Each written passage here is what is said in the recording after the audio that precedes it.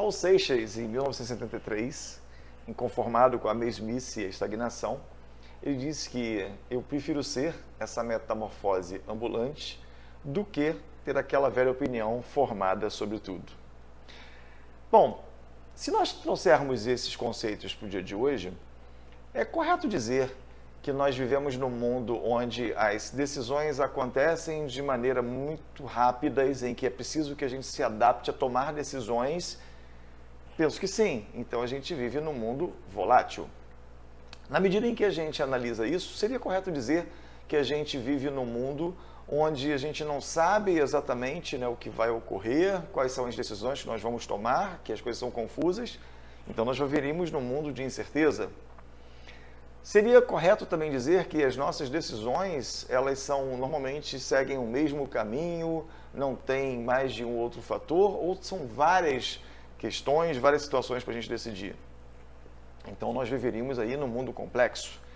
E mais ainda, as decisões que nos são apresentadas, elas são realmente claras, elas vêm de uma maneira completa, ou elas são contraditórias. Então viveríamos num mundo ambíguo. Ou seja, esse seria o mundo VUCA. V de volatilidade, o U de incerteza, em inglês uncertainty, o C de complexidade e o A de ambiguidade. Esse conceito do mundo VUCA, ele inicia a sua conceituação logo após a Guerra Fria entre Rússia e Estados Unidos. Ela inicialmente começa no exército americano, que começa a imaginar como que seria essa dinâmica após esse movimento que quase gerou aí uma terceira guerra mundial. Ao longo do tempo, foi passando, vem chegando a questão da transformação digital, o mundo dos negócios se apropria desse conceito e começa a perceber que tinha enorme aplicabilidade essas situações desenvolvidas inicialmente no exército americano. Ocorre que, na medida em que o tempo foi passando, nós tivemos aí o evento da pandemia. E com o advento do evento da pandemia, diversos pensadores, diversos cientistas observaram que aquelas questões do mundo VUCA já não eram mais exatamente daquele jeito. O buraco já era mais embaixo. Observou-se que grandes empresas, que situações que eram muitas fortalezas, apresentaram uma tamanha fragilidade. Daí, então, o B de brittle, de frágil. Depois, no segundo momento, começam a perceber o que o mundo todo vivenciava, da ansiedade. Na sequência, aquelas questões que observavam nas decisões que eram desconectadas, desproporcionais, ou seja, as decisões não eram mais lineares, eram não lineares. E por último, talvez o pior e o mais impactante. Agora, aquilo em que fazia sentido, deixa de fazer sentido, tornando uma imprevisibilidade. Então, os pensadores observam que o mundo VUCA já havia ficado para trás com o advento da pandemia e nós entramos então no mundo BENI. B de brittle, A de ansiedade, N de não linear e I de imprevisível. Bom, se nós levarmos em consideração, fizermos uma digressão aí no tempo e voltarmos a 450 anos antes de Cristo, nós tivemos um grande filósofo chamado Heráclito, que ele já dizia o seguinte: a única coisa que é permanente é a mudança. O problema é que ele teve um contemporâneo chamado Parmênides, em que dizia exatamente o contrário. Não, tudo permanece da mesma maneira, é imutável, a essência não é modificável. E esse conceito ficou então mitigado durante muito tempo, até que em 1859, através da teoria da evolução, Charles Darwin vem e reafirma aquilo que Heráclito, há 450 anos antes de Cristo, já tinha definido. Sim, tudo evolui. E aí ele começa com uma situação da evolução biológica e depois perpassa por uma questão de evolução cultural. Se nós voltarmos um pouco mais no tempo, há cerca de 13 bilhões de anos, quando o universo é constituído, os cientistas conseguiram comprovar que 99% das espécies daquela época foram extintas considerando o dia de hoje. Ou seja, apenas 1% das espécies existentes há 13 bilhões de anos é que conseguiram se manter vivos. O que significa dizer que sobrevive não o mais forte, mas aquele que consegue melhor se adaptar. Quando a gente traz esses conceitos para a nossa vida real, para o mundo dos negócios, por exemplo, nós temos o CEO da Cisco, que no ano de 2015, ele fez uma seguinte previsão. Em 10 anos, ou seja, até 2025, cerca de 40% das empresas que estão listadas na Bolsa dos Estados Unidos no conceito da Standard & Poor's, serão extintas se efetivamente não se adaptarem. E aí nós temos algumas questões que demonstram que essa análise dele, e ele fazendo referência, por exemplo, à crise de 29, a quebra da Bolsa dos Estados Unidos, mais recente, em 2008, aquela situação da Bolsa Imobiliária, em que nós tínhamos lá o banco Lehman Brothers, que era absolutamente importante, pungente, e traz toda essa mudança no mundo dos negócios financeiros no mundo, que foram precisos rever vários conceitos de checagem, de proteção para as pessoas que depositavam a sua confiança nos bancos. Nessa situação de mudanças, quando analisa-se uma pesquisa, as pessoas físicas, de acordo com a pesquisa de 1937, tinham uma expectativa de vida de 61 anos. Para 2012, a expectativa de vida das pessoas ela aumenta para 77,5 anos. Essa mesma pesquisa fez uma comparação com as empresas, as pessoas jurídicas. Naquele ano de 37, a vitaliciedade dessas empresas era da ordem de 75 anos. Ao passo que para 2012, ela cai drasticamente para 15 anos seria o tempo aí de sobrevivência de uma empresa. Ora, esse mundo de mudanças que começa a ser apresentado, quando que nós poderíamos imaginar que uma empresa ia desafiar as grandes empresas automobilísticas na medida em que você começa a fazer um carro elétrico? E foi o que fez a Tesla do Elon Musk. Obviamente, ele não só faz o carro elétrico, mas ele faz aí o armazenamento de energia. Seja como for, hoje o valor da Tesla chega a ser quase maior do que todas as empresas automobilísticas juntas. Ou seja, isso é uma mudança assim fantástica. Quando a gente vem para algumas questões mais recentes, em 2007, 2 anfitriões nos Estados Unidos recebem pessoas para poder ficarem na sua residência e nasce então o Airbnb. E eles recebem essas pessoas para ficarem no primeiro momento num colchão de ar. Daí que vem o nome de Air, de colchão de ar, e B&B, que é Bed and Breakfast, que é comer, dormir e comer. E hoje o Airbnb se alastra pelo mundo todo. De igual forma, no ano de 2009, a gente tem a situação do Uber. E hoje fala-se muito em uberização. Também nos Estados Unidos, também lá em São Francisco, com a ideia de você obter transporte com mais facilidade, 2 americanos então começam a trazer essa ideia do transporte mais ágil, e o Uber é o que é hoje, com essa importância, com essa mudança, com essa facilidade que tanto gerou essas modificações, aí, especialmente para os transportes tradicionais, como táxis, etc. A Amazon, que é essa grande referência que nós observamos, que serve para diversos tipos de empresa, Jeff Bezos ele apresenta a seguinte informação, que os executivos dele, quando se reúnem, eles sempre têm a estratégia da cadeira vazia. O que significa isso? A cadeira vazia representa o inesperado, o cliente. Aquele que efetivamente vai dizer quais são os problemas que precisam ser solucionados. Imagina, numa reunião, você manter uma cadeira vazia em que você precisa raciocinar e entender aquilo que o teu cliente vai precisar. E por isso que a Amazon hoje é uma das grandes benchmarks do mercado, demonstrando como se deve seguir um caminho. Nessas situações das novidades, das mudanças, aparecem as novas referências. E quem vem abocanhando essas novas referências são as startups, as empresas de tecnologia. E o que elas vão fazendo? Elas vão pegando as falhas das grandes empresas e vão fracionando, vão fragmentando o processo produtivo e criando soluções para problemas que a sociedade como um todo acaba observando. E isso é uma movimentação incrível. Isso faz com que as empresas estejam com uma necessidade muito de aceleração das suas transformações. E muitas não estão conseguindo se adaptar e estão exatamente morrendo.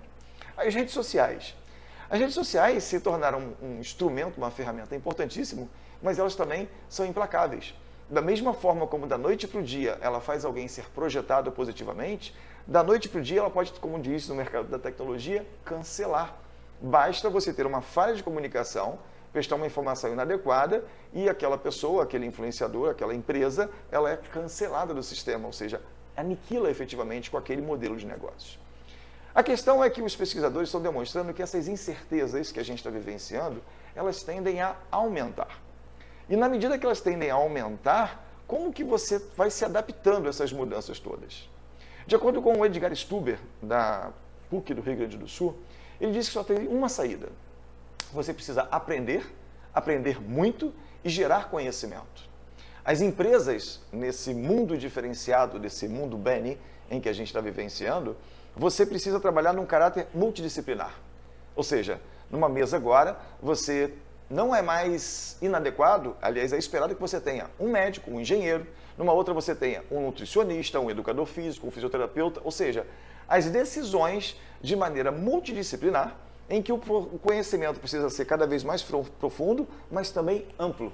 Isso vai te proporcionar a aparição, a criação, a inovação de soluções para os problemas que são apresentados nas comunidades. A gente vive o que os especialistas estão dizendo, a época da experimentação. Então, na verdade, você, quando apresenta alguma coisa nova para poder resolver um problema, não é só mais contraindicado, como é esperado que tenha o erro. Então, é a experiência da tentativa e erro. Dizem os especialistas que exatamente nesse mundo de incerteza, será com o erro que você vai conseguir identificar quais são as soluções. Bom, e você está falando tudo isso sobre o mundo dos negócios, o que tem a ver isso aí com o direito das famílias? Ora, quando a gente vê que os cientistas estão informando e comprovando que a mudança nas empresas são profundas e muito céleres, quem são as empresas se não nós mesmos, enquanto sociedade, enquanto cidadãos? Então, é óbvio que o que ocorre de mudança na nossa vida social, na nossa vida afetiva, também está mudando e está mudando em larga escala. As empresas são feitas por pessoas e pessoas precisam passar por essas mudanças porque são essas mesmas pessoas que acabam necessitando dessas mudanças. Quando a gente passa, né, na linha do tempo, se eu pegar minha mãe, por exemplo, a dona Miraci, que provavelmente deve estar me assistindo aqui agora, o que ela tinha como referência, o que ela tinha como exemplo e veio ao longo do tempo precisar se adaptar, obviamente para ela acaba sendo alguma coisa muito mais difícil. Quantos de vocês já não verificaram uma criança de 1 ano e meio, 2 anos ou até menos, pegando um celular e mexendo no celular? Diferente do que numa época anterior, nós tínhamos que fazer um curso, me lembro de um que era o SOS Computadores, para poder aprender a mexer no computador. Isso foi muito em virtude do princípio da intuitividade. Intuitivamente você acaba mexendo, você acaba se auto-atendendo. É o que vem ocorrendo aí nos fast foods, nos supermercados, em que você acaba se auto-atendendo e as telas estão lá. Você às vezes tem alguma dificuldade, mas em linhas gerais ela é intuitiva e você se auto-atende. Bom, essas evoluções, segundo as pesquisas, elas mostram que uma evolução muito importante foi a linguagem. Então essa linguagem, na medida em que você começa a se comunicar, você começa a gerar mudanças muito mais exponenciais. Elas começam a ser importantes. Linguagens não só, né, de outros países, mas de outras formas. E segundo as pesquisas também, existe uma informação de que o segundo maior medo, o primeiro maior medo é o medo da morte, seria o medo de falar em público. Ora, quando você pega esse recorte do falar em público, você pode falar, por exemplo, de uma reunião na sua empresa. Quantas são as pessoas que você conhece, ou você próprio, acabam ficando inibidas de falar numa reunião? E se você for fragmentar ainda mais, quantas vezes você se inibe de falar no teu relacionamento pessoal, na tua família, com o teu marido, com a tua esposa, com o teu namorado, com a tua namorada? Ou seja, segundo é informado pela psicologia, na medida que você não utiliza essa linguagem para poder se comunicar, para você resolver um problema, você acaba perdendo a oportunidade de gerar um feedback para o teu relacionamento. Pronto. E a partir daí, você tem efetivamente um problema e que vai lá na frente desaguar, infelizmente, num problema litigioso. Então, como diz aquela velha máxima, né? Muito, mas assim, muito melhor é você prevenir do que remediar. Então, exercite a questão da linguagem. Exercite apresentar o tipo de solução. Nós sabemos que quanto mais nós vamos guardar informações, pode ser até que gere um trauma. E aí chega numa situação praticamente irreversível. Então, exercitar a linguagem como forma de mudança passa a ser algo assim fundamental. A neurociência, ela nos traz a ideia da conversa com o consciente e o inconsciente. Como nós já sabemos, várias questões do nosso corpo são reguladas pelo inconsciente. Ou seja, o coração, nesse momento em que eu estou conversando com vocês, está batendo, o meu pulmão, que está recebendo a respiração, todo o sangue que percorre por veias e artérias, são controlados pelo inconsciente. Pelo inconsciente. Já o consciente é uma parte que nos resta em que a gente consegue ter algum tipo de controle sobre ele. E aí eu vou trazer para vocês um estudo feito por um psicólogo húngaro chamado Mihaly, em que ele faz uma metáfora dos 110 bits. Nesse exato momento que nós estamos conversando, que eu estou falando com vocês, eu estou falando e você está me ouvindo, segundo Mihaly, você está gastando cerca de 60 bits por segundo para poder prestar atenção no que eu estou falando com você. O mesmo Mihaly diz que nós temos um grande concorrente que é a conversa com nós mesmos. Na psicologia, inclusive, isso é considerado como um diálogo maldito, porque a gente tem uma tendência de conversar com nós mesmos com a situação do medo. Nossa, como é que você está percebendo? Será que isso vai dar certo? E esse consumo de energia, de acordo com a pesquisa, chega a cerca de 50 bits. Então, 50 bits com 60 é que daria os 110.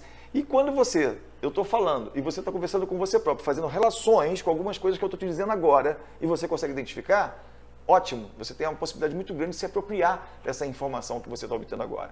E aí, eu sou obrigado a trazer para vocês aí a quebrar um mito que é muito comum acontecer entre as pessoas, né? Mulheres, homens, casais. Você está conversando e eventualmente a pessoa está mexendo no celular, ou a pessoa está conversando com outra pessoa, ou está conversando, e aí vem aquela situação: fulano, você está me ouvindo? E aí a outra pessoa que está prestando atenção num outro canal de comunicação, ela estou. E aí o que ela faz? Ela fala a última palavra ou a última frase. E aí a ciência ensina que isso é uma falácia, ou seja, ela não está conseguindo realmente prestar atenção, porque ela não está conseguindo absorver aquela informação. Ela pega fragmentos. E, obviamente, pelo até inconsciente, você pega a última frase ou a última palavra. Então, se você tem prática de fazer isso, ou o teu companheiro, a tua companheira faz isso com você, você pode dizer: olha, isso daí cientificamente você está mentindo para mim, não procede. A gente entra agora no conceito da felicidade. Bom, na questão da felicidade, é um conceito muito difícil, né, não só de você sentir, mas até para você definir. De acordo com os estudos dos psicólogos, a questão da felicidade está muito atrelada à questão da decisão. E isso tem a ver com a ideia de possibilidades. E no mundo de hoje, a busca por felicidade passou a ser uma coisa assim quase que histérica. Todos nós queremos viver a felicidade. O problema é que com essa enormidade de opções que nós temos, faz com que a gente comece a projetar algo no futuro e não vivendo o nosso presente. E isso você já deve ter ouvido algumas questões. Mas por que isso ocorre? Na verdade, você acaba sofrendo por aquilo que você não escolheu. Ou você delega para o outro a tua escolha, ou você teria, por exemplo, 10 opções, você escolhe mais ou menos uma e acaba vivendo as outras 9 que você não escolheu. Ou seja, a explicação para isso é que você necessariamente precisa decidir para que você possa, a partir daí, gerar a mudança naquilo que você precisa se convencer que você escolheu. Ocorre que, como nós ficamos nessa dúvida, nessas opções, um exemplo muito claro você decide por casar. Você decidiu casar, mas você fica sofrendo porque você analisa que, se você fosse solteiro, você teria algumas outras possibilidades. Ao passo que você decide ficar solteiro, mas você fica sofrendo porque, se você tivesse casado, você estaria com outras possibilidades. Enfim, esse mundo, essas mudanças, essa aceleração, tem deixado a gente de uma forma muito confusa, tem gerado uma ansiedade porque você passa a identificar que não tem controle, e a ansiedade está diretamente ligada à ausência de controle, e inclusive você chega a ter a infeliz depressão. Então, tratar essa situação, observar isso, especialmente na relação afetiva, é muito importante. E eu trago um conceito que o Cortella fala sobre felicidade, em que a felicidade, na verdade, ela é uma situação extemporânea. Você não pode ter uma felicidade linear ou o tempo todo. Até porque, segundo ele, se assim fosse, você não conseguiria sentir a felicidade. Então, você tem os seus momentos de não felicidade, para que você possa, em que aconteça algum episódio, algum evento, você sim se sentir feliz. Então, há quem diga que o estado de felicidade, na verdade, poderia ser substituído por um estado de uma vida interessante. Como você adequar? Quando você traz para o conceito do mundo moderno, tentando explicar a felicidade, você vem junto com a transformação, entendendo que a motivação é que vai fazer a mudança acontecer.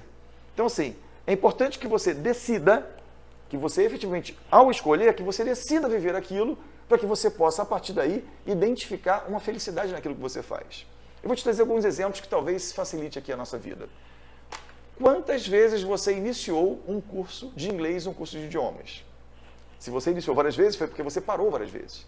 Quantas dietas você começou numa segunda e terminou numa terça? Quantas vezes você falou, na próxima semana eu vou começar a academia, e logo naquela semana você deixa de ir? Ou seja, as decisões que você vai adotar, existe um preço. Se você vai escolher estudar um idioma, é importante que você saiba que você vai ter que se dedicar na aula, que você vai ter que fazer um estudo em casa, você vai ter que ouvir um filme em inglês, por exemplo. Se você decidir que vai fazer uma dieta, é importante que você saiba que você vai seguir um protocolo, que você vai ter que abrir mão, fazer uma reeducação alimentar para que você possa alcançar os seus objetivos. Ou seja, tudo na vida tem um preço.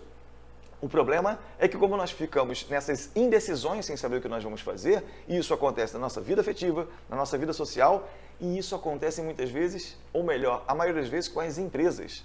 O foco acaba sendo perdido, as incertezas, as mudanças, as adaptações acabam atrapalhando muito.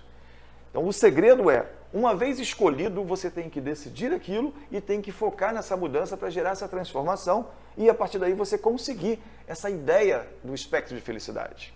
E é fácil de você perceber que algumas pessoas têm todo um contexto do ponto de vista financeiro, do ponto de vista de saúde, que teria tudo para ser uma pessoa muito feliz. Entretanto, não é. No passo contrário, você vai encontrar pessoas que não têm as mesmas características, que não têm o mesmo contexto e vivem de maneira muito feliz. Nesse contexto da felicidade, das mudanças, a ansiedade toma partido de uma maneira muito forte na tua vida. E a ansiedade é gerada, como eu falei antes, por uma situação de uma falsa impressão de controle. Eu já trouxe para vocês em alguns encontros aqui o que Viktor Frankl, aquele neuropsiquiatra que viveu no campo de concentração, já nos apresentava dizendo que a única coisa que você controla é a escolha dos seus pensamentos. Significa dizer que, em virtude dessas questões que são apresentadas para você, tudo ou mais não tem controle. Ou seja, você não tem controle sobre o seu chefe, você não tem controle sobre os seus funcionários, você não tem controle sobre a sua esposa, não tem controle sobre o seu marido, você não tem controle sobre o sentimento, você não tem controle sobre o amor. O que você pode fazer é, se você entende que é o amor e que você deseja estar presente, você precisa criar situações para que gere um valor percebido subjetivo, que aquela pessoa tenha sim o interesse e tenha a intenção de estar com você, que essa pessoa também decida estar com você. Ou seja, nada disso aqui é simples. Talvez seja relativamente simples de falar, mas difícil de praticar. Porque você, ao tomar a decisão, ao você escolher, você precisa tomar essa decisão e buscar essa transformação e se convencer disso. E nesse mundo de transformação digital que está ocorrendo com as empresas, que está acontecendo com a sociedade, essa aceleração dessa mudança vem trazendo um mundo de incertezas cada vez maiores. E essa evolução que vem ocorrendo no mundo tecnológico faz também a evolução no mundo cultural. O mundo cultural da sociedade, inclusive no consumo. Então hoje, as opções, as possibilidades que você tem no mundo dos negócios, no mundo dos sociais, no mundo da afetividade, faz gerar essa incerteza e faz aí cada vez mais você ter essa ansiedade, que é o que a gente vivencia. Então nessa situação da mudança e da adaptação, o que nós temos aí de prós e de contras, né? O fato de nós sermos seres humanos, isso nos viabiliza, pelo nosso cognitivo, a capacidade de mudar. O problema é que nós, enquanto pessoas e como seres humanos, nós não gostamos de mudar. Nós gostamos de viver na nossa zona de conforto. Aliás, sobre zona de conforto, mais uma vez, Cortella traz o conceito de que você não tem que ficar saindo da zona de conforto o tempo todo, porque é importante que você tenha algum nível de estabilidade também. E nesse quesito da estabilidade, você tem que sair muitas vezes, porque você tem que se transformar, tem que mudar, mas não o tempo todo sair da zona de conforto. Mas às vezes que você tem que sair da zona de conforto, na hora que você vai ter uma inovação, uma mudança, você vai ter novas ideias, não é um problema você receber novas ideias. De acordo com a ciência, o problema é quando você tem que afastar, retirar as ideias antigas. E nós não conseguimos fazer isso. Nós acabamos nos apropriando dessas ideias antigas e isso acaba nos atrapalhando. A resolução dos problemas que vão aparecer, e são problemas que nem na economia cada vez crescentes, não tem uma receita própria. Não existe uma receita que vai ser infalível. Você tem métodos. Importante apenas entender que os métodos, na verdade, não é o mais importante. O importante é você, é a sua decisão, a transformação que você vai ter. E para cada um existe uma subjetividade. O que é um problema para mim, de um grau maior, pode ser um problema para você menor e vice-versa. Nessa questão do cognitivo, a vantagem que a gente tem de criar e gerar essa solução para os problemas traz conosco os chamados vieses cognitivos. A ciência apresenta 17 vieses cognitivos, eu vou trazer somente 2 aqui que são os mais importantes, dito pela literatura. O primeiro viés cognitivo são as convicções que nós temos e que nos atrapalham. Elas nos bloqueiam. É a situação das ideias antigas. Uma vez você acreditando que aquilo era assim, você vai acreditar que sempre será feito assim. Um segundo viés cognitivo que atrapalha, que é um problema, é a ideia do eu acho. Quantas vezes você viu na tua organização, numa sala de reunião, as pessoas se posicionando, as pessoas falando, as pessoas opinando sobre algo que não tem o menor domínio? Na verdade, nós não temos que achar nada. O que nós precisamos é ter evidências para apresentar a solução de eventual problema, seja nas organizações, seja nas relações sociais, seja nas relações afetivas. Por quê? A tendência que nós temos é trazer as nossas experiências vivenciadas, mas as nossas experiências normalmente são contrárias àquilo que a ciência acaba explicando. Aliás, muitas questões são contraintuitivas. E a intuição nada mais é do que uma gama de conhecimento que, de acordo com a experiência que você teve no passado, ela pode estar te levando para o caminho errado.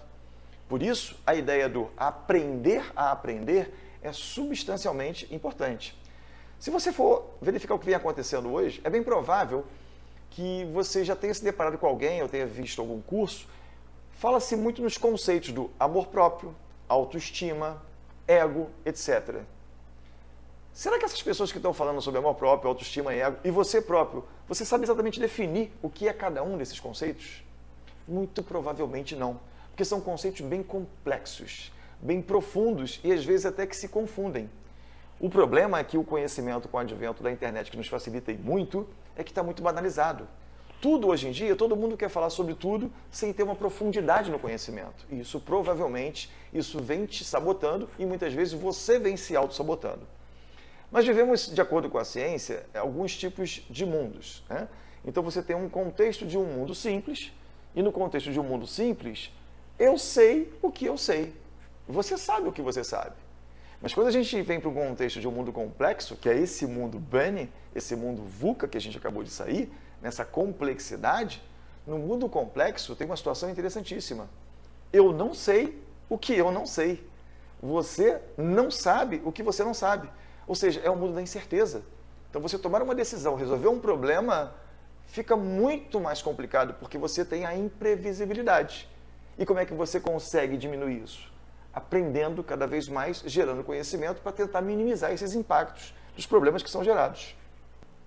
Nós temos uma outra situação que são os modelos mentais, que é a mesma coisa como se fossem os hábitos mentais. Os nossos modelos mentais nos traem muitas vezes. Se você não abre a sua mente, se você não está apto a buscar mais conhecimento, obviamente você terá problemas com relação a isso também. Bom, tem algumas dicas, na verdade, George Campbell, ele dá uma sugestão para efeito das empresas de como que você consegue minimizar essa situação dos problemas. Por quê? O que ele identificou numa pesquisa é que a maioria das empresas ela acaba trabalhando no problema errado. Se as empresas são feitas por pessoas, dá para você já imaginar que no ambiente social, no ambiente da família, no ambiente do casal, você acaba tentando resolver o problema atacando o problema errado. E como é que você identifica qual é o problema certo? Aí não tem jeito. É necessário que você faça a experimentação da tentativa e erro, como eu falei lá atrás. Então, essa situação em que a gente vivencia no dia a dia, que ocorre para as empresas, ela se replica, né, para a nossa vida social, nossa vida pessoal afetiva e vice-versa. E muito vem da questão da perspectiva. Ou seja, sob qual perspectiva eu estou enxergando alguma coisa? Vou colocar para vocês aqui agora uma foto do Príncipe William. Observa nessa foto em que o Príncipe William aparece fazendo um gesto feio, um gesto até obsceno. Quando você agora analisa essa outra foto, você vai ver a foto real. Ou seja, ele na verdade estava ali numa conversa, estava apresentando o número 3, e que de acordo com o ângulo que o fotógrafo maldosamente apresentou essa primeira exposição, foi um caso até muito conhecido, a perspectiva que foi repassada foi absolutamente diferente. Ou seja, isso é uma situação muito importante. Na medida em que você percebe que aquele tipo de situação ela não está adequada, de acordo com a perspectiva, você vai tomar uma decisão, obviamente, errada. Por isso, o que tem hoje sido muito valorizado é a ideia da transparência. A transparência, em virtude de tantas fake news, em virtude de tantas notícias falsas, em virtude de tantos direcionamentos equivocados, a transparência passa a ter um valor agregado muito forte.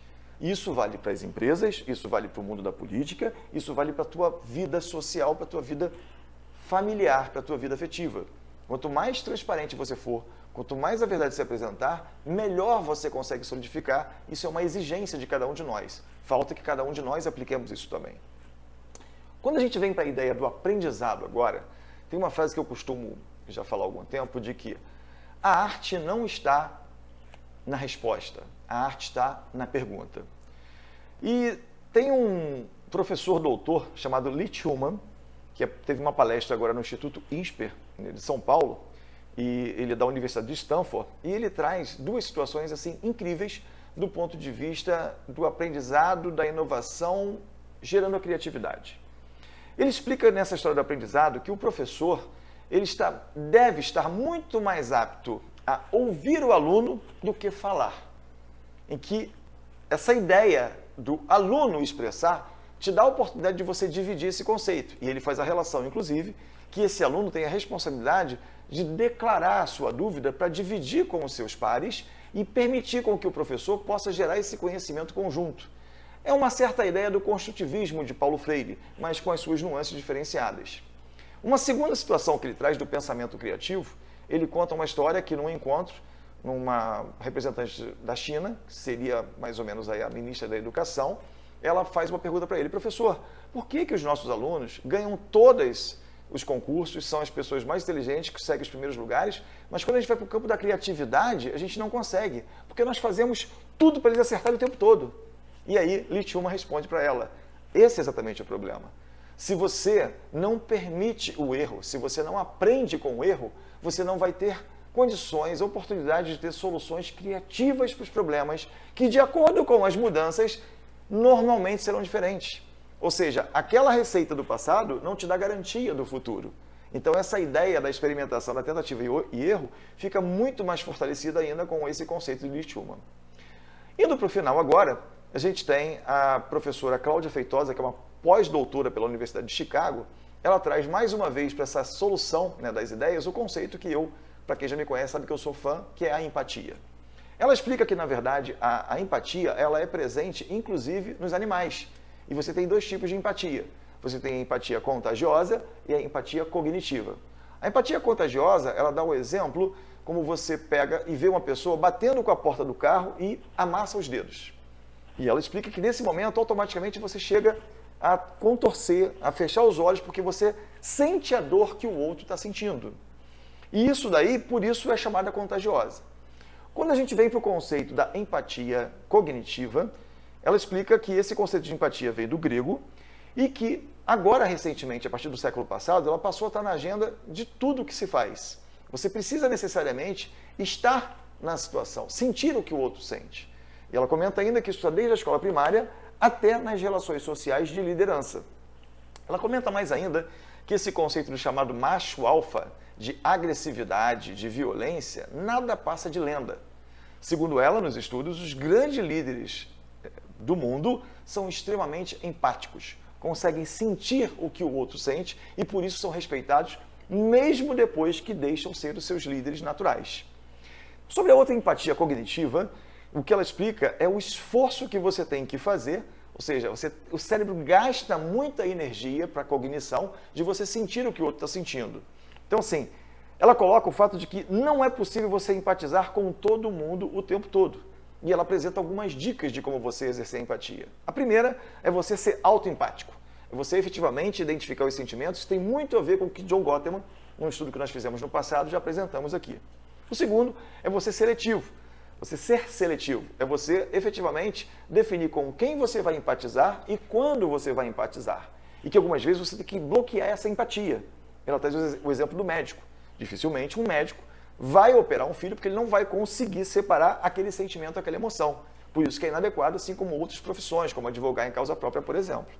Uma terceira dica é você estar aberto a novas narrativas, para que você possa entender e sentir efetivamente o outro. E uma quarta e última dica para efeito da empatia é você ser genuíno.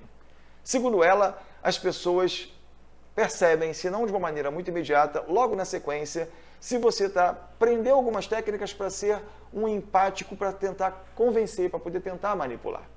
Você efetivamente ser empático é você tentar sentir realmente o que o outro sente, o que o outro está vivenciando, está experimentando, como nós falamos bastante, especialmente para quem tem filhos. Bom, pessoal, ficamos por aqui. Se você gostou do nosso conteúdo, eu te peço que você me dê um like. Se você não gostou, eu te peço que você me dê um dislike, me dê um feedback. Essas informações, se você acreditar que são importantes, seja para a área da família, seja para os teus amigos, seja para a área dos negócios, repasse, coloque adiante e vamos aprender a aprender. Esse é o Mundo VUCA e o Mundo Bunny. Até a próxima.